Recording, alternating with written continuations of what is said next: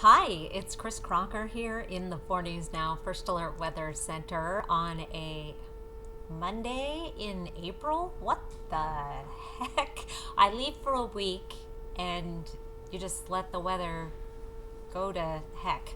Well, I will be back at the end of my weather presentation to talk a little bit about my vacation because I know there are one or two of you that are interested in that, and then the rest of you can log off quickly. But first, let's talk about this strange weather. And I see while I was gone, I'm sure Matt made this new thing where I'm here and then it's cool. Here are four things to know about your weather. We have, and I can look up at it, a wind advisory until 11 o'clock tonight. I'll show you that in just a moment. Evening snow continuing on the Palouse, the LC Valley, down on the Camas Prairie. It is going to be breezy and cold Tuesday. It's not going to be much of an improvement in the temperatures, and then it's really going to be chilly all week, although it is going to gradually warm up, and with less wind that's going to make a big difference because today we had wind chill values in the 20s for most of the day. It's a wintry cold out there. Our high was only 38 degrees, starting the day off at 28. Obviously, both temperatures well below average, and I'm not sure what's going on with our sunrise and sunset time right now. I'm have to double check again back after a week. You never know what needs to be fixed up. Here is our wind advisory until 11 o'clock tonight. That area shaded in brown. Wind gusts up to 40 miles per hour. Winds will taper off, but it is going to stay breezy tonight and right on through the day tomorrow. It is a high wind warning for that area shaded in sort of mustard yellow to the east. We have a winter weather advisory for the area shaded in purple on your screen for an additional up to 3 inches, specifically in the upslope locations. The best chance to find that. It is a winter storm warning further to the south, Rangeville, Orofino, the area shaded in pink on your screen. Very unusual to have these kind of warnings. You can see that counterclockwise spin in the environment there, an area of low pressure that is moving off to the east and will be taking the snow along with it, but it is a slow process. And Spokane and Coeur, we are right on the northern extent of that snow, so we will occasionally get a little bit of that snow. Now this is a closed low. It is cut off from the upper level steering winds, and unfortunately they are not especially easy to predict, and so that always makes me a little bit nervous to sign off on the movement of a closed low as gospel until it's already gone. Then I can predict with certainty that it is gone.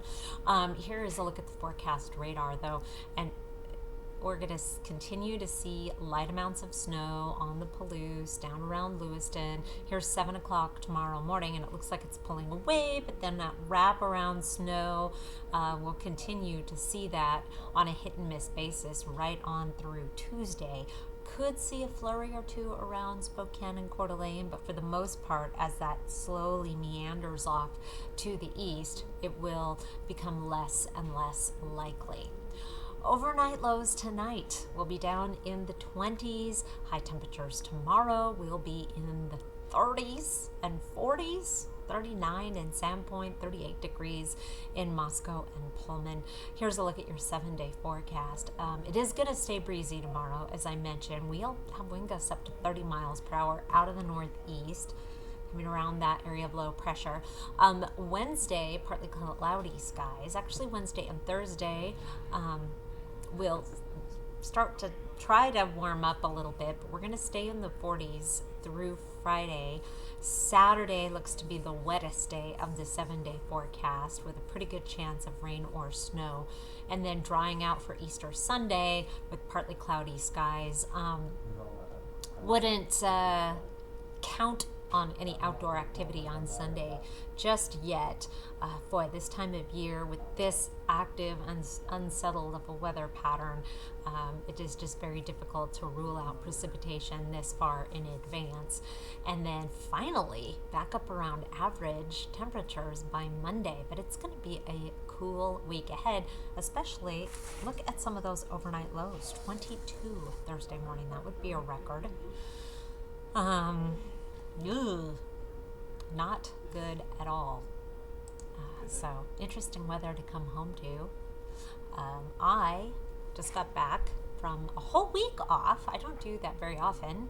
Usually I take a few days here, a few days there, but I spent a good chunk of time in beautiful Bellingham, Washington, with my daughter. I stayed in the dorms with her because her roommate moved out, and that was super fun. Bellingham is gorgeous, and the Western Washington University campus is just fantastic. She's a freshman there, so that was super fun. Met all her friends, and I went to the Tulip Festival in Skagit Valley, and I have pictures of that on my Facebook page if you'd like to see.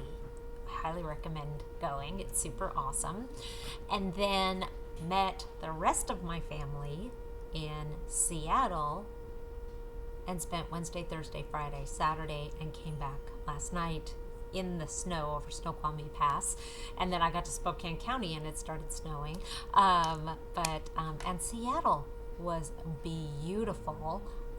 Walked about 30 miles total throughout the Central District, Westlake, walked down to the space, just parked the car, Westlake,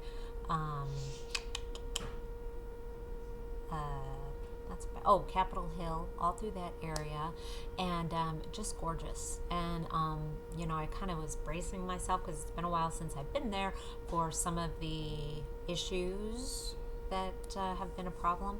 It was beautiful.